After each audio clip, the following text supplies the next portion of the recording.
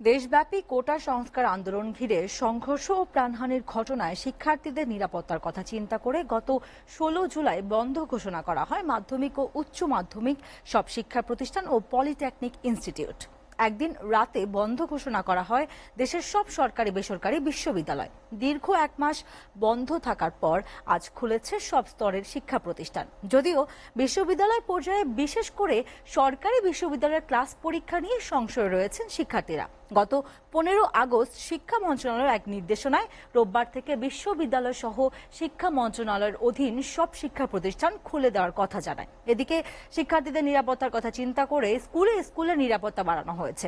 স্কুলে গেটে জোরদার করা হয়েছে অতিরিক্ত নিরাপত্তা। আইডি কার্ড ছাড়া কোনো শিক্ষার্থী স্কুলে যেন প্রবেশ করতে না পারে সেজন্য নির্দেশনা দেওয়া হয়েছে। এছাড়াও স্কুলের শিক্ষার্থী পরিবহনে যানবাহনগুলোকে বিশেষ সতর্কতা অবলম্বন করতে বলা হয়েছে।